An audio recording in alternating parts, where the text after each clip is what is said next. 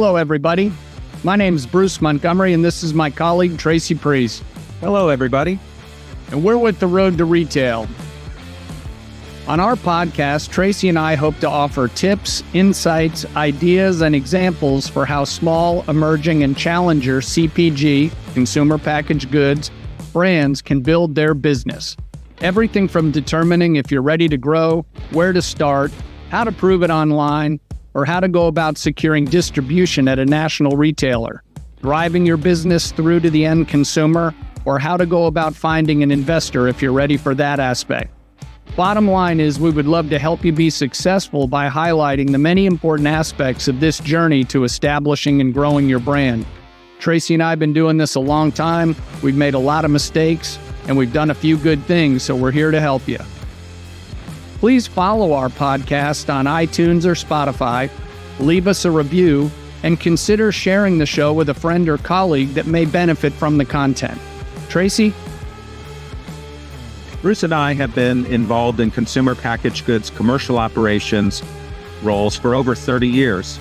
We define commercial operation functions relating to sales, marketing, trade marketing, broker and distributor management, agency selection and management, new product development, brand acquisition and divestitures, and customer management. We also invite on our episodes friends and former colleagues from all aspects of the Road to Retail process to come on the show and offer their opinions and experience. Again, we encourage you to subscribe to our iTunes or Spotify channel at Road, 2 Retail. So before we introduce our illustrious guest today, Bruce, would you like to share a little bit about our sponsor? Yes, I would, Tracy. So you've heard Tracy and me say many times on this program that getting on the shelf isn't victory. It's getting the product off the shelves and out the door in the consumer shopping cart that's going to make or break your product and help it take root and grow. The best way to accomplish that is with advertising and marketing, and that's why we're so happy to have Media Manager Marketplace as one of our cornerstone sponsors of the Road to Retail. Media Manager Marketplace specializes in helping brands maximize the reach and impact of their advertising dollars by making sure that your precious marketing budget is spent on the right media mix to match your brand's demographics. And if you think it's going to cost you millions of dollars to create a national TV or radio marketing campaign, then you need to think again. Media Manager Marketplace can get your campaign started for far less than you might imagine. Their expertise in using the right blend of advertising to help drive demand for your product could be the difference between a 90-day trial and a nationwide rollout of your brand. Buck Robinson, the president of Media Manager Marketplace and an industry veteran of over 30 years, will personally review your product and offer his free assessment. Email him today directly at buck@themediamgr.com. That's Buck, like a dollar bill that he's going to help you stretch, at themediamanager.com. So, on to our guest today. We are very pleased to have with us the CEO of Ruby Jewel, maker of super premium, and I may add, delicious premium ice cream sandwiches. Mr. Eric Koppelman, welcome to the show, and thanks for your time today. Hey, Bruce. Thanks. Glad to be here. Appreciate the opportunity. Well, before we dig into our discussion, why don't you tell the group a little bit about, how you got here in your journey in CPG and how you ultimately ended up leading Ruby Jewel? Sure. Well, much like you two, I've been in the industry for about 30 years now. My journey, I think it's somewhat unique compared to people I've talked to over the years, but I started off my career in the ad agency business. Didn't really select food. Food sort of selected me, but I spent about 5 years making national television and print campaigns for a variety of brands, but most notably Kraft Velveeta, DiGiorno, Cracker Barrel, Velveeta Shells and Cheese, Pork the Other White Meat, Idaho Potatoes, commodity and branded food products. And while I love the ad agency business, it was a great opportunity to learn and grow early in my professional career. Really just had the opportunity to influence the communication side of the business. And I wanted to get more involved in operating and running companies and brands and kind of leading them start to finish. So uh, after about 5 years, became a brand manager, uh, ran a handful of brands, and built my skill set out to focus more broadly on general brand marketing, sales, operations, business development.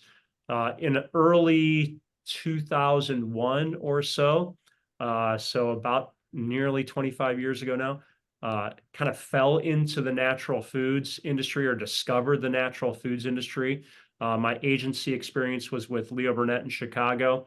Not a lot of natural foods in the Midwest in the late 90s when I started my career. So when I relocated out to the Pac Northwest, I realized this whole new industry, this kind of sub industry of food back then that was emerging, that I didn't have a lot of exposure to.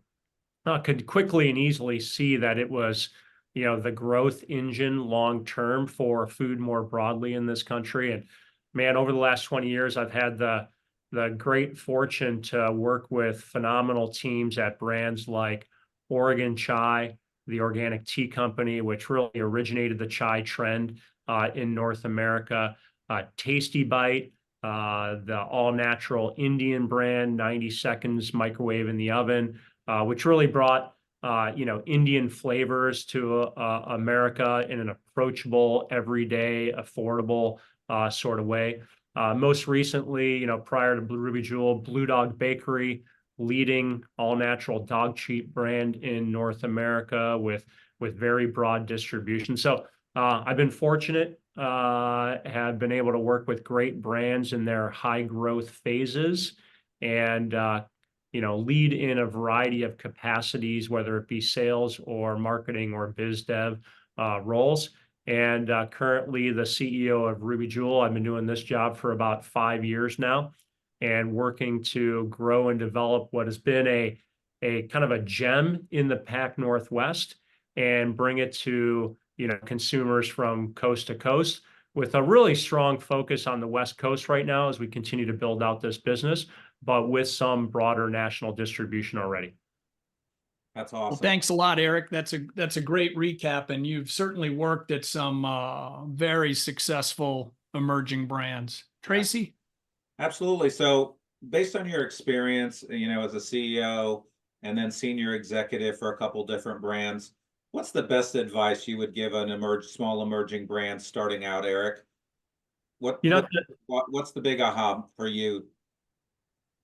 Really, really tough, I got to say, to narrow this down to one or two snippets. And as we've been talking about, our discussion for today, couple things I do want to highlight, though. One is, we're just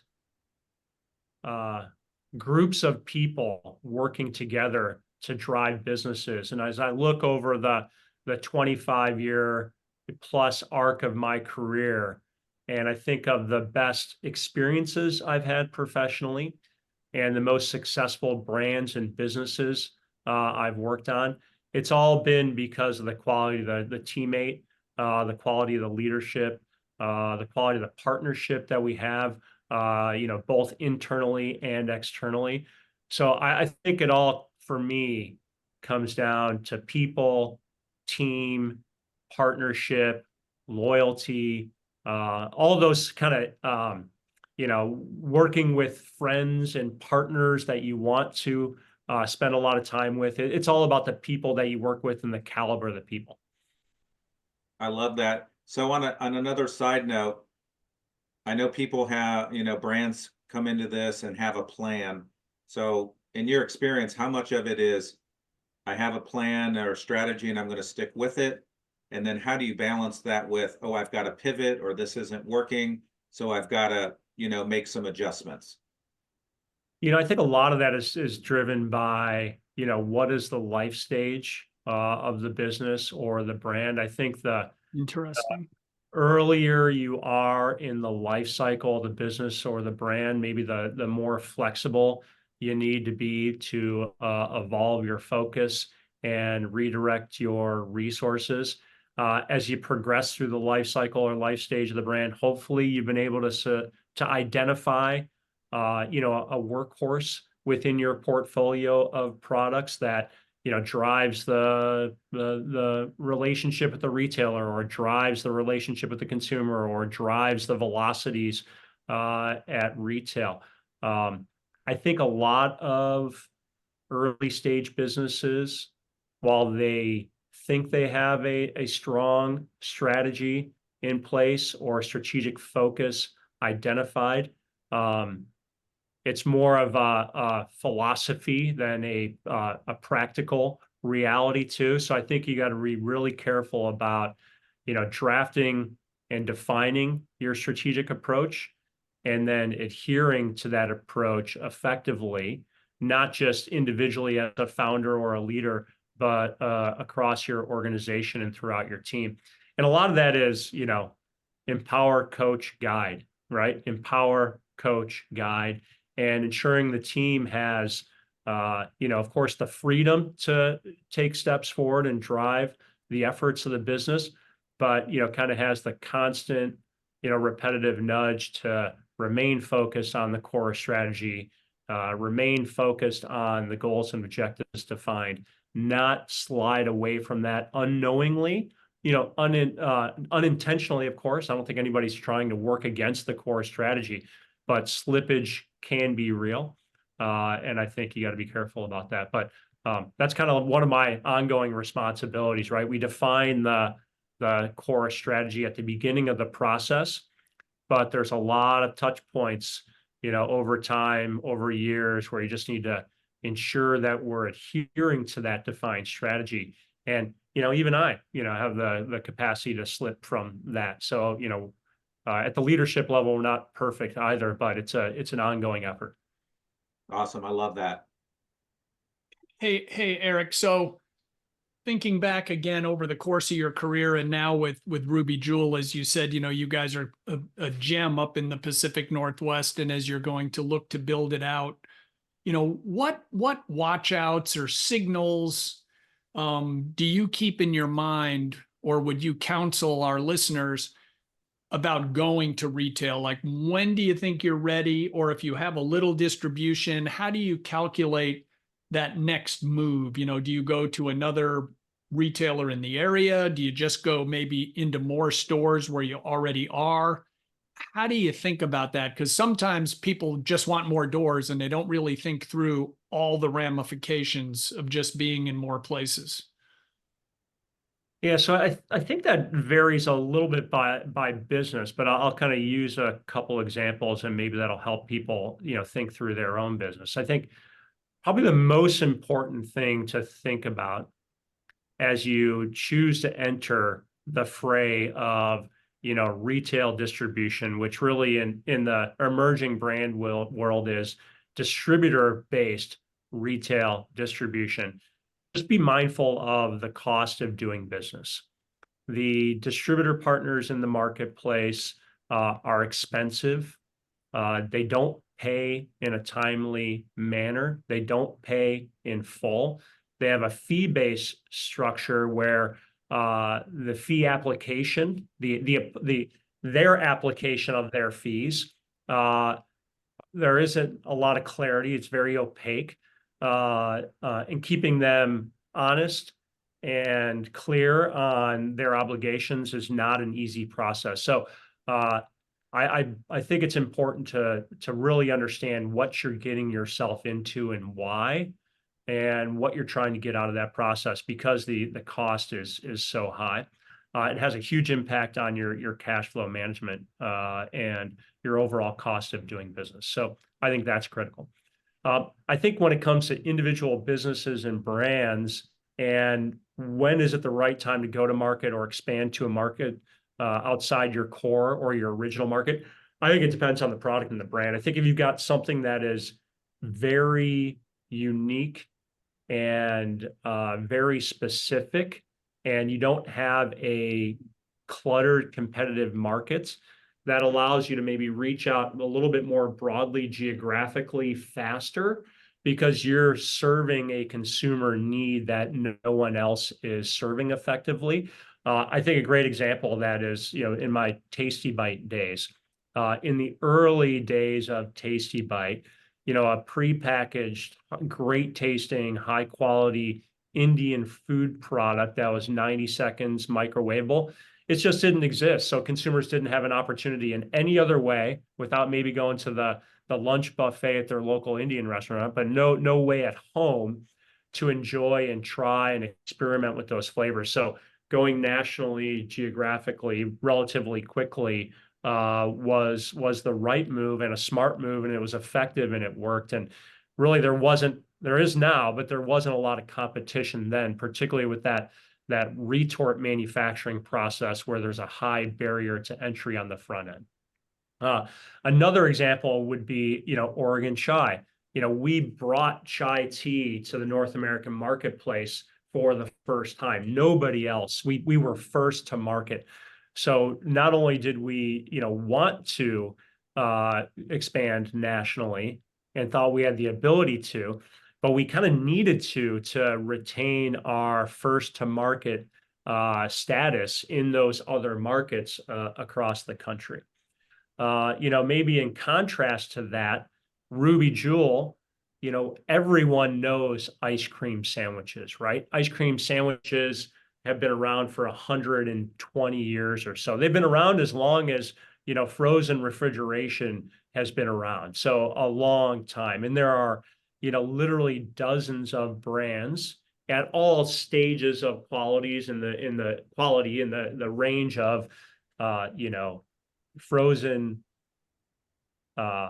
dessert product, which is what the lowest quality products are called in the marketplace. So an Oreo or a Nestle or a Unilever product, they're not even allowed to call them ice cream, to the range that we have, which is a true indulgent ice cream product. So, we've decided to, not entirely for our business, because we do have some national distribution.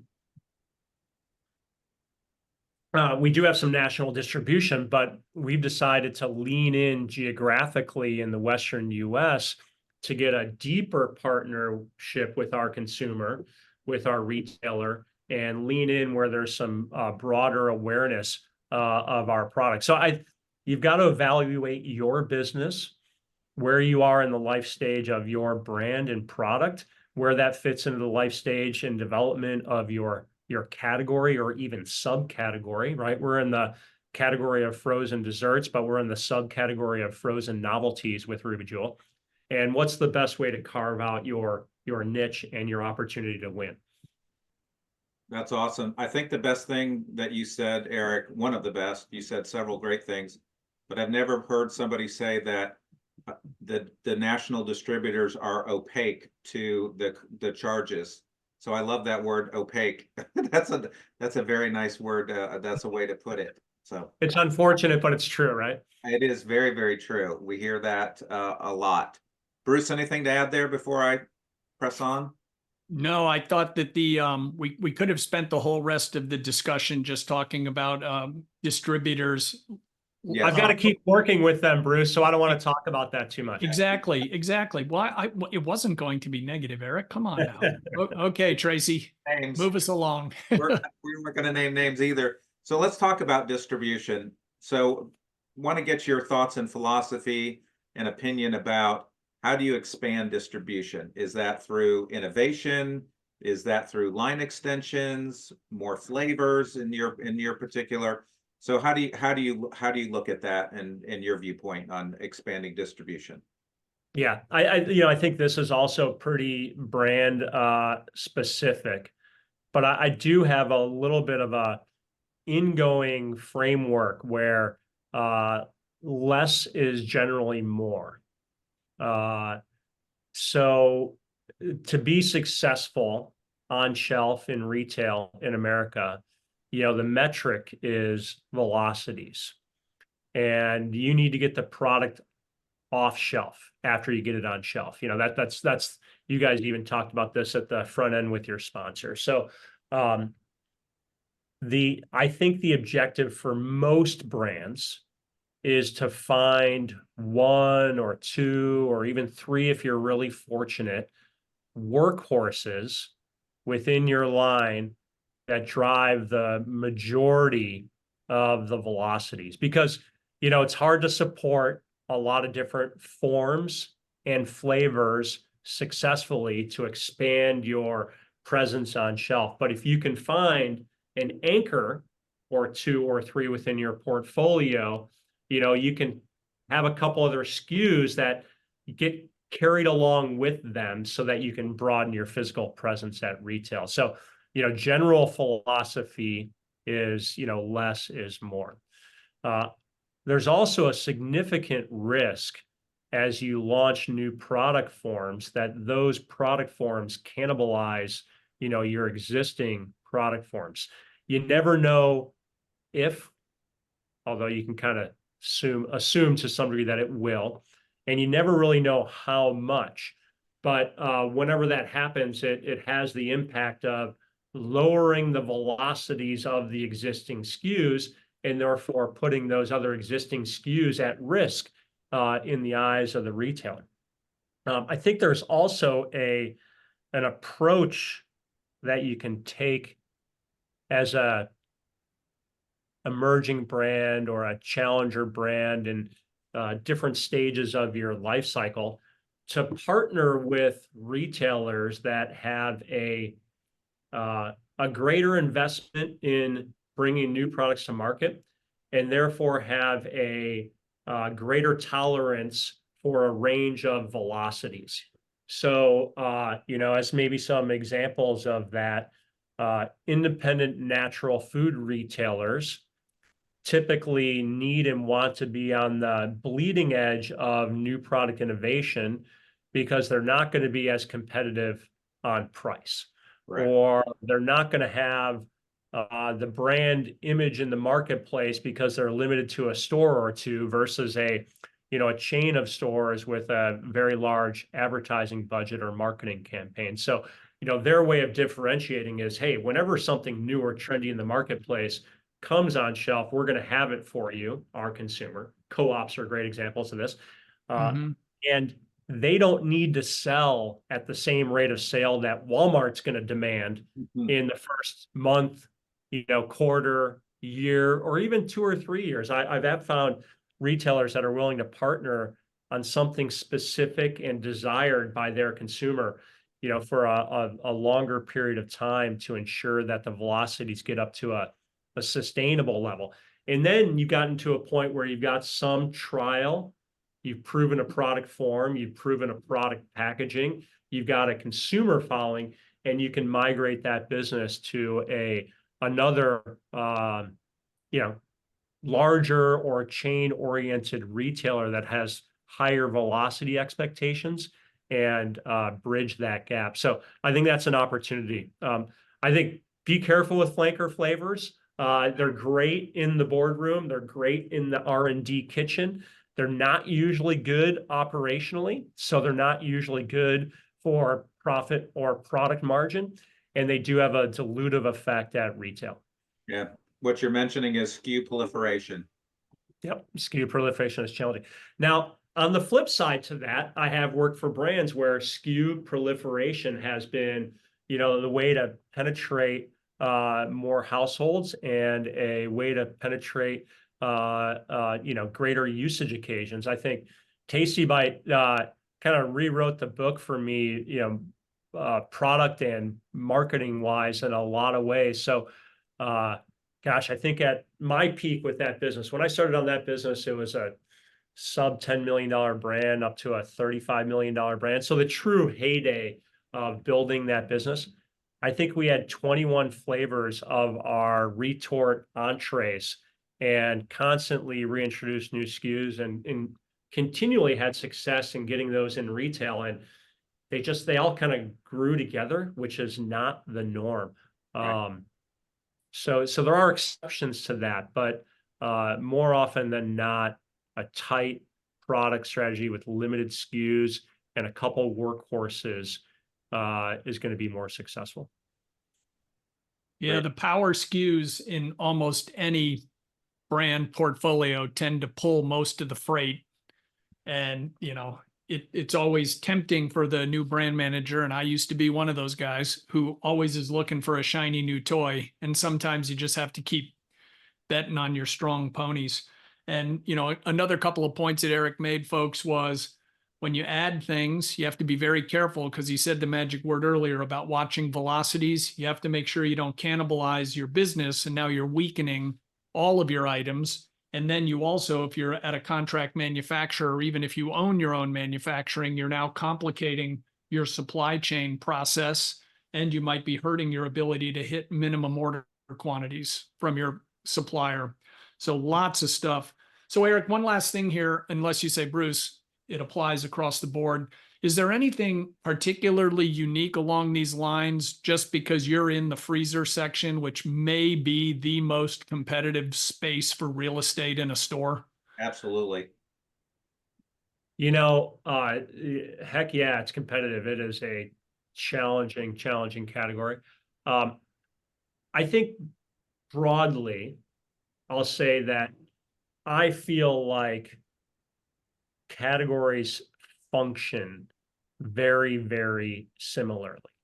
So if you've got some experience in cereal, you can apply it to tea. If you've got some experience in tea, you can apply it to shelf-stable entrees, kind of on down the line. And I think that generally applies to frozen dessert, and then frozen novelties within that. The category management structure is identical, and those folks have moved around from category to category. The supply chain, pretty darn similar. You might have a couple added distributors that have a really specific skill set in, frozen cold chain. Frozen ice cream is even worse than frozen food, right? You need to be a -10. Ice cubes need to be frozen at 32, right? You don't want them to melt and turn to water. Ice cream needs to be kept at -10. So it's a little bit of a different skill set for distributors to develop. But, Unify has it, KeHE has it, DPI has it, Cormark has it. But you will find certain retailers are really interested in certain supply chain partners that are really good. One of the things that I've really been exposed to in our business is the DSD, the direct store delivery model, which is different than the traditional wholesale distributor model. So for folks listening, KeHE, Unify, even DPI, they distribute to the back of the warehouse location at the retail store. Their pallets get put into a big walk-in freezer. The store personnel break those pallets down and then eventually shelve the product later that day or that week.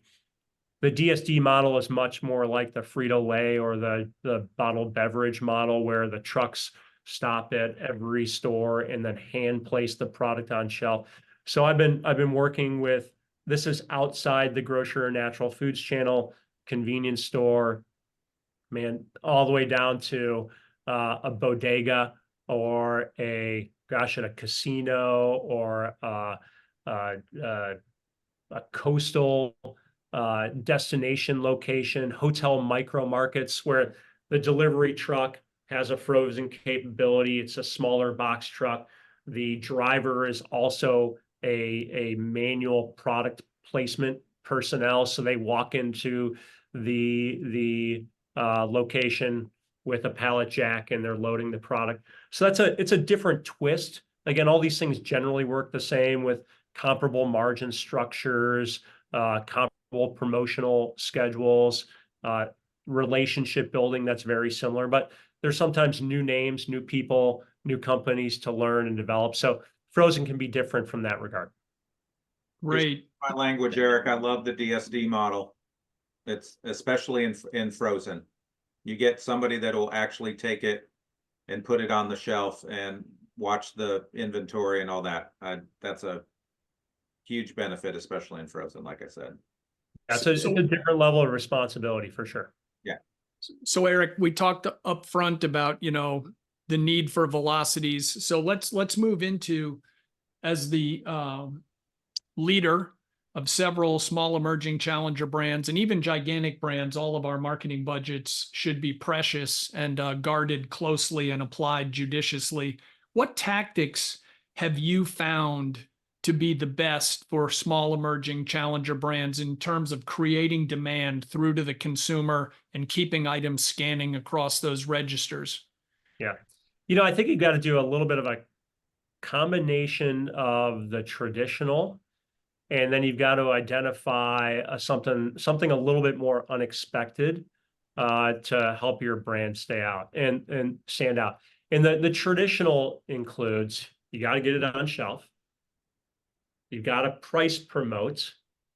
You've got to get it off shelf, not in the sense of the velocities, but you've got to get it in an off shelf display or an off shelf feature. You've got to get people to literally and figuratively trip over the product. So, you know, if it's something like Tasty Bite, where, you know, the beauty of Tasty Bite, it had 5-year shelf life. We didn't want people to keep it that long, so we didn't publish that on the bag. I think we stuck with 2 or 3 years. It's been a while.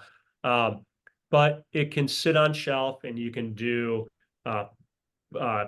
shipper displays. You can build side caps. You can put it in alternate locations in the store. So you can ensure that people get a chance to see it if your aisle or your shelf is not a location that they typically treat as a destination.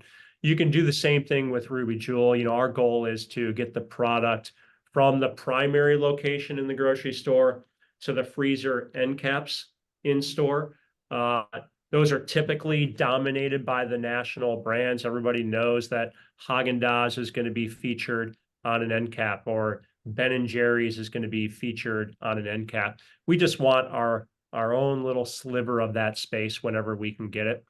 We have a program specific to Ruby Jewel that's around what we call a jewel box. And a jewel box is just our, you know, fun brand name for a bunker freezer. So we have 32-inch bunker freezers that we will place at retail that hold up to about 150 units.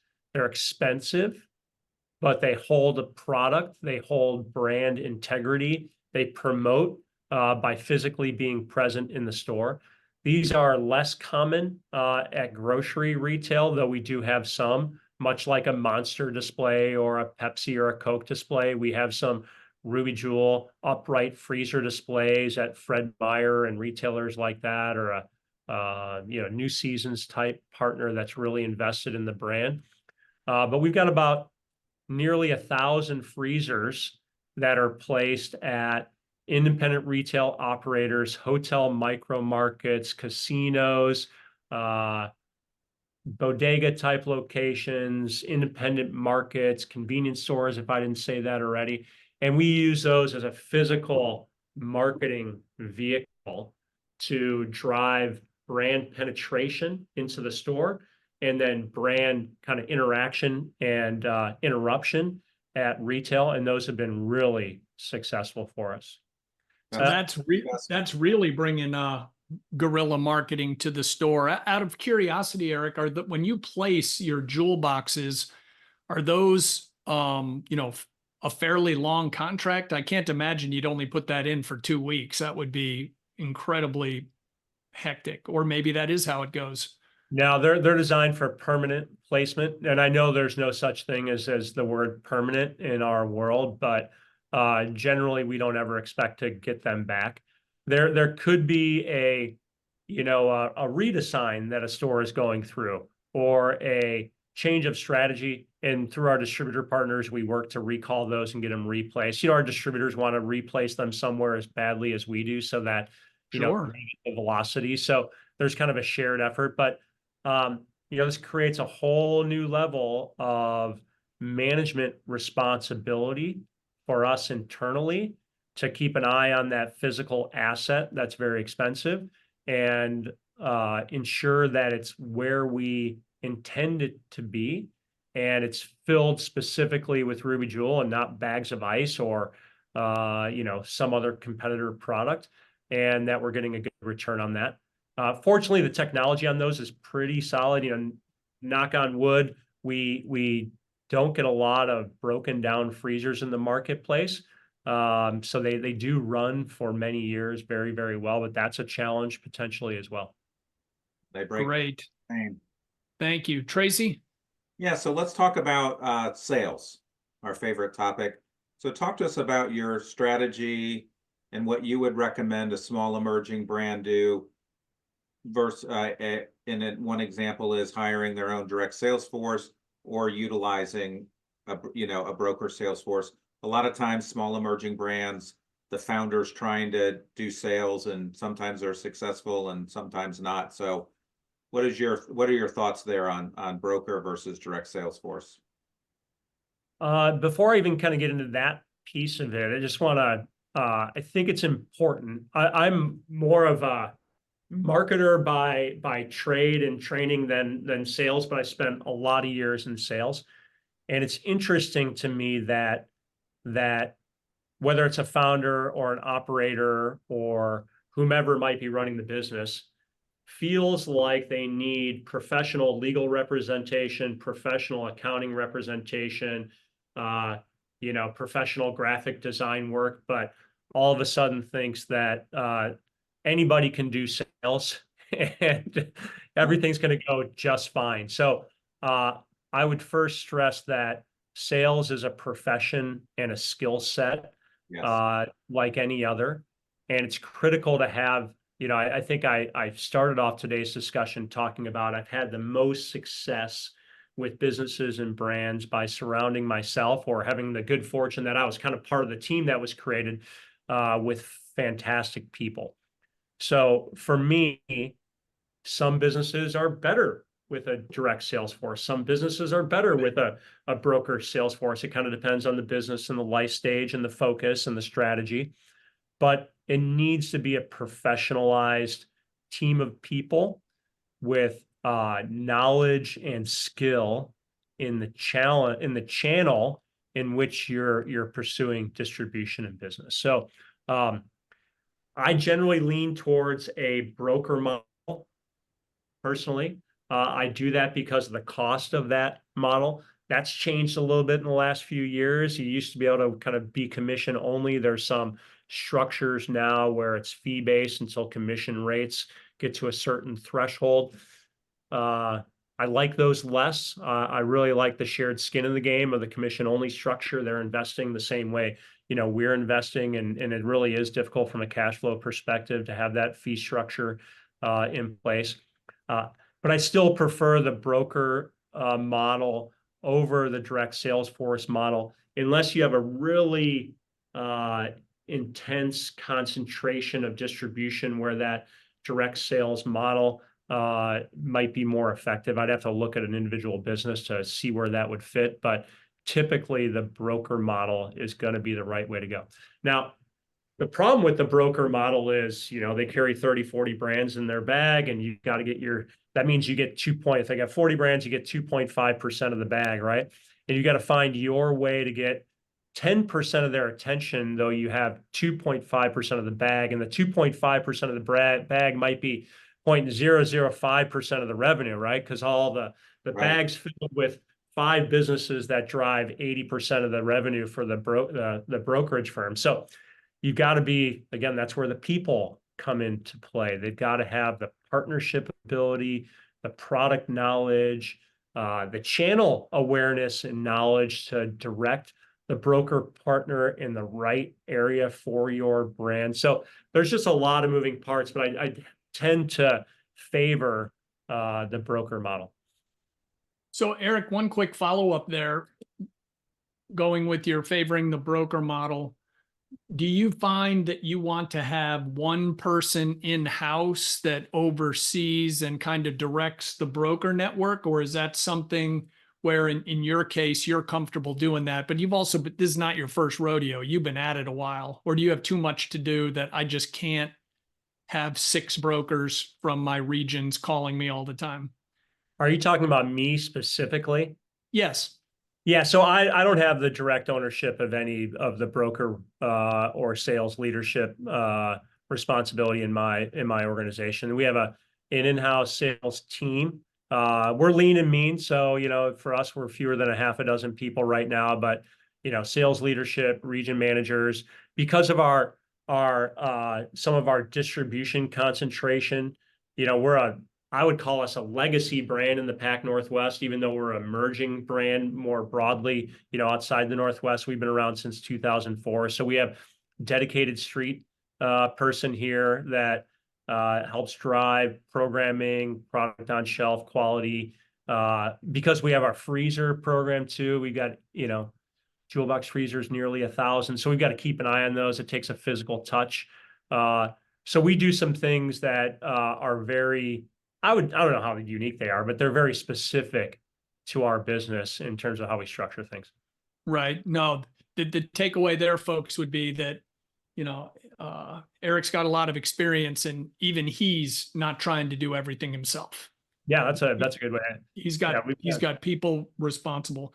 So Eric, you've got a tremendous product. You've got a tremendous heritage in your region. You have a growth plan. Let's talk about the other thing companies need is cash. So whether it's Ruby Jewel or other places in your career with working with small emerging challenger brands, as you have been involved in either raising money or thinking about it, what's kind of your approach, and what do you look for in an investor? We have some people that say, all I need is a check. I know exactly what I'm doing. And we get other people that say, which personally I lean toward, is the value added capital that bring a skill set or connections, et cetera. How do you view it? Yeah, I think probably a good way to describe it is, and part of this is because I've been in the industry so long, I just can't, I don't know anybody. I've never come across someone that just will write a check and then not pay attention and not get involved in the business. So I'm not sure again, I don't know who that is, so I'm not sure how to find that kind of person. So I can't speak to whether that would be a good scenario or not. I guess, I don't know, how could it be bad until they want their money back, I suppose. But that's just not how investors operate. So I don't think that's a useful, discussion in a lot of ways. So, investors are, they're either responsible for their own money or somebody else's money. And most of those that are investing in our business that we come across, are investing somebody else's money. So it's a full-time job for them to invest and to manage and participate with that business on an ongoing basis. So just like anybody else, it doesn't matter if it's, your legal counsel that you choose to partner with, your broker partner that you choose to partner with. You need people that you enjoy interpersonally and enjoy working with and share both personal and professional values so that you can remain aligned. It's not, the friendship doesn't come first, the business comes first, but you got to be aligned with each other in certain ways. And you have to just plan on spending a lot of time with each other, and that's okay, because they need to know what's going on. They need to know they've got accountability, they've got reporting structures, they've got responsibility. They need to get their next round of money raised. They've got to report to their current investors. So they're working at their gig 40 to 60 hours a week, just like you're working at your gig 40 to 60 hours a week. So go into it expecting that level of participation and that level of involvement, and welcome it, and treat them as a member of the team in a lot of ways. Now, that doesn't mean you bring them in the office and they spend time with all of your functional heads or, their direct reports. Find that they know who they are and might be on a first name relationship basis with them. But they don't need to kind of come into the business and get into the weeds. So you want a partner who understands everything I just described, but also knows their role and responsibility and the level of involvement that they need to have. And that level of involvement is at the 30,000-foot strategic level, not at the day-to-day operational level. And there are many, many, many great investors that understand that. responsibility and role. And you just got to find the right one that you get along with. So Eric, going one layer deeper there, can you just take a second and explain to folks who maybe are thinking of bringing on their first investor? Can you just take a second and say, look, this is what you will need to do to keep them informed, because some people, again, probably being a bit simplistic, you might think I get a check and in 5 years, hopefully they get their check back times 5. Is it quarterly updates? Should you expect a phone call out of the blue, like every couple of months with one-off questions? Do you train your investor that, look, unless there's something really weird, we'll give you updates at the board meetings? I mean, what counsel would you give? Yeah, all of my experiences have maybe been a little bit more regimented and structured. So the way I have typically worked with my investors, the investors become board members and have a fiduciary responsibility for the enterprise, right? And you have an operating agreement, and an operating agreement defines roles and responsibilities and authorities for the enterprise. The meeting structure is simply, just a mechanism and a defined, get-together schedule to ensure that everybody stays aligned, not only on the strategy, but on the operating structure and the fiduciary responsibilities and the responsibilities as defined within the operating agreement. So that's kind of overview. The meeting structure that I've typically done, you've got to have a quarterly board meeting, and they're typically very formal and very structured with defined deliverables, financials and strategic planning and departmental updates and progress reports and KPIs and whatever everybody's agreed on are the important things that are driving the business. I like to have a more frequent interaction than just the quarterly. Man, 3 months is a long time and the business can change. So I also, with our board at Ruby Jewel, as an example, we do a monthly update call. Everybody must be present. There are always exceptions and things happen on the quarterly meeting, but everybody must be present for the quarterly meetings. The monthlies, I wouldn't quite call them optional, but if you're unable to attend occasionally, that's okay. The rest of the group will carry forward with the business, but most everybody attends every monthly meeting. And then, we have a board chair, and our board chair and I get together every 2 weeks to stay up to date on the progress of the business. So, shifts in business, opportunities that you want to tap into, challenges that you're confronted with, threats that you encounter, those are all relatively easy to address when there's an open dialogue with great continuity and consistency, and become a really big deal where you have to call people together and, create a special forum for discussion, if something comes up. So I don't resist, don't dig your heels in, embrace your investor as a partner. They're doing their job. You need to carve out time in your schedule to accommodate their needs. It's, as the leader of the enterprise, it's one of your job responsibilities. It's not something that you can shirk. You have to, and you should want to do it. No different than you should want to grow and develop your sales team to be the best they can be, or your HR team to be the best they can be. Yeah. So the takeaway there, folks, is if you seek and receive money, you will report on it. If you don't want to report on it, don't take it. And I got to say, I love accountability. I don't think there's any reason that everybody in the enterprise should have accountability except for the founder or the CEO. Like, you just get to do whatever you want and everybody else has accountability. It doesn't even make sense when you say it out loud, right? Tracy? Yeah, absolutely. So here's a good one for you, Eric. So tell us about your greatest success in your career. What's a good one?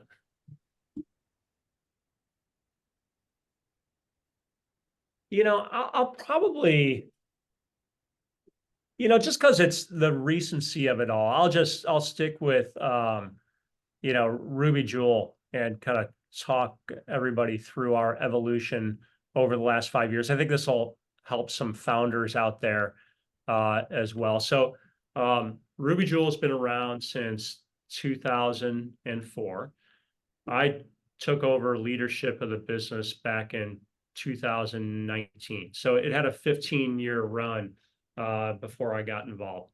And our founder did a phenomenal job of creating some of the best tasting ice cream and cookie combinations in the marketplace. And as she was trying to grow the business, she would identify a new opportunity as it came along and pursue that opportunity in an effort to grow the business, generate cash, generate profits, and try to build, her brand, whatever it might be. A little bit of what I was talking about earlier in terms of defining a strategy and then kind of nudging everybody so that you stay on strategy over an extended period of time. What happened over the 15-year arc from 2004 to 2019 was we started off as an ice cream sandwich business, only making ice cream sandwiches. We, 5 years in, opened up an ice cream shop. To open up an ice cream shop, you need to sell ice cream, which seems logical, but that's a very different manufacturing process than making ice cream sandwiches. So we got in the business of doing tubs and pints. And I think at peak, we're making 96 flavors of ice cream each year. We started making cones, baking cookies on site, and doing what we called inclusions and toppings, which are things that you would put in ice cream or on top of ice cream. That was going well enough. And then we decided to open up food trucks. So at a peak on ice cream shops, we had 4 food trucks. We had 4 more, so 8 locations. One day somebody walked in, and I'm kind of making up this anecdote a little bit, but it happened somewhat like this, and said, "Hey, I'd love to have your ice cream at my corporate party or wedding this weekend. Can you guys do that?" And we got to a point where we had a couple hundred events a year, and it was a $500,000 business doing corporate parties, events, birthdays, bar mitzvahs, that sort of thing. We brought, it required dedicated vehicles and, frozen food carts. At one point in time, somebody came into our store and said, "Hey, you sell your tubs of ice cream here. I want to sell your tubs of ice cream at my ice cream shop, but it's 30 miles away." At peak, we said yes. At peak, we had 180 delivery destinations in our own DSD route, and all over the kind of greater Portland metro area, as far south as Eugene. So, hour, 2-hour drive sort of thing. So what happened over a 15-year arc is we had 5 smaller businesses kind of cobbled together to make one, bigger small business. And what we were really good at, and what we started with, and what the consumer loved, was our ice cream sandwich, that originated back in 2004. So, it took us nearly my entire 5 years here. We kind of wound down our last brick and mortar lease just ran out on April 30th. So that's kind of you when you kind of go off in some of these different directions strategically, you can't do them short term, and you've got to invest. So we sold off all of our ice cream making equipment. We can't make pints and tubs anymore. So, long story short, it took 15 years to expand from ice cream sandwich making to these 5 other businesses within a business. And it took us 5 years to wind them all back down again. So we got to a singular focus of just making ice cream sandwiches. But, along this 5-year journey, as we narrowed our focus, we saw interest levels accelerate for our ice cream sandwiches, and profit on product margin net profit's a whole different story, but product margin improved, our packaging quality improved, our marketing focus improved, our operational efficiency improved, our expertise as being, a singular business operator improved, and all the noise and just distractions throughout the business. So our focus improved. So, but it's not easy to unwind, 15 years of, some different directions that we chose to go on. But it's been a difficult but fun journey with the team here. And because of all that noise that we had before, we were 135 people at peak in the summer because of all the, physical locations we had. We now run day to day with about 30 people. We're self-manufactured. I know a lot of emerging brands aren't, but we own our own manufacturing facility. We make every ice cream sandwich here at Ruby Jewel. And it's a much simpler, more manageable, and more scalable business. And that's been a fun journey. That is quite the round trip you guys went on. All right, Eric. So now let's well, for those of a certain age, let's flip the record over. What's something that you've done in your career that you wish you could have a do-over?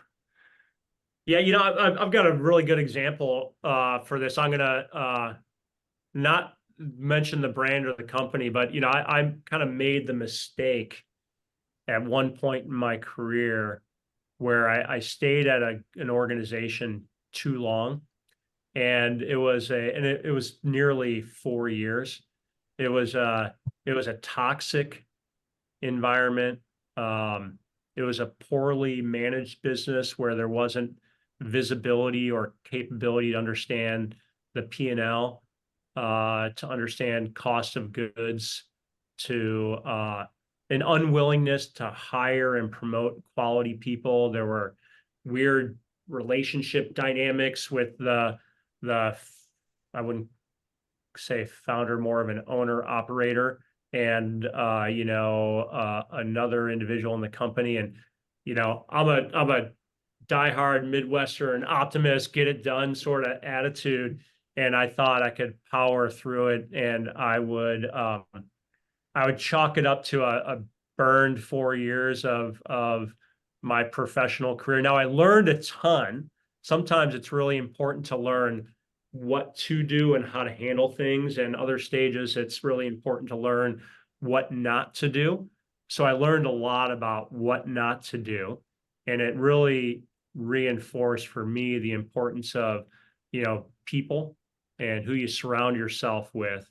But it was a terrible, terrible stint professionally. And I'm still a little bit scarred to this day from that. And I think the takeaway is, when things aren't the right fit, right environments, aren't, when they have that high level of toxicity, you just got to walk away. You got to move on.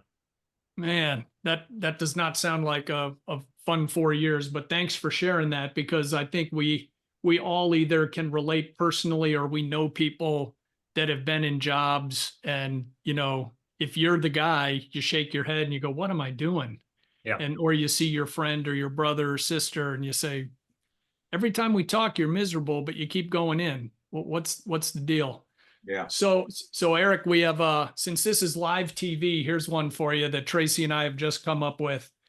Over the course of your career, who's been the most influential person in your career, whether it's, a parent who just gave you a good beacon, or a great first boss, or a great client? Wow. I'll probably, I don't know if I could identify an individual. I would probably say I've had the good fortune of having several individuals who are the right people for me to learn from at the right stage of my development. So rather than maybe trying to identify a person, I'll probably just spin it back to my childhood experience. So, and it's kind of all work related, so this will all make sense in a second. But, I grew up in a small family business. My grandfather opened a gas station, service station in Chicago in 1949. It was a Texaco back then. My dad took over the business, worked there in the 60s, but when my grandfather retired, took it over in the 70s. And I've got two brothers. I'm the youngest of three. By the age of 11 or 12, we were working at the family gas station.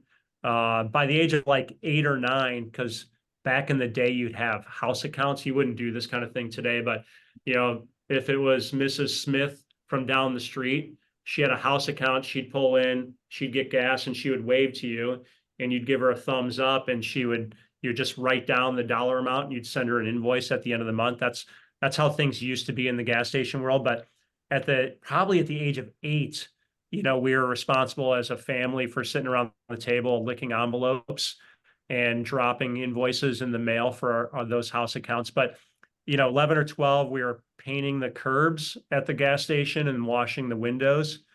By like 13, we were, working the cashier stand. We were a full service gas station in a state that doesn't have mandatory. It's not New Jersey or Oregon, so there's no mandatory full service. So we would run out to the car, wash the windows, check the oil, check the tires. And, it's just that early life work ethic. If somebody didn't show up, not the mechanics or the professionals that worked there, but the cashier that was a teenager, if somebody didn't show up at 6 a.m. on a Sunday, your dad would rattle your cage and get you out of bed and say, guess where you're going this morning. No. And so and I did that job from, I'll call it 12 because I don't remember exactly what it was, until 22. The day I walked out of college, I was like, all right, I can go and, my professional career can begin. So it was, all through college, summers, spring breaks, fall breaks, winter breaks from school. And, we were expected to work, 40 hours plus, as we got a little bit older every week. And that's what we did. And this is a cool story. The guy's name was Jordan Krimstein. He was an ECD at one of the large advertising agencies downtown in Chicago, executive creative director, making national TV campaigns. And he was a longtime full service customer at our gas station. And when I was looking for work in 1990 and got out of school, I went over to Jordan's house and sat down with him in his living room, and he talked to me for a half hour, and I told him what I was hoping to do. And he made a phone call for me. So that phone call got me my first job at Bozell Worldwide, making national TV campaigns. And from there, I went to Leo Burnett. So if it wasn't for the work ethic, and I think you don't really think of the kid who's working at the gas station pumping your gas as the one who's going to break into the ad agency world because of a customer. But I think it was that family business and everything my parents established for us. I thought you were going to say that your dad sent you out at 8 years old to head up collections for the family, but Tracy? I love it. So Eric, tell our audience how we can get a hold of you. Yeah, so feel free to shoot me an email, Eric Koppelman, Eric, ERIC, Koppelman, KOPPELMAN at rubyjewel.com.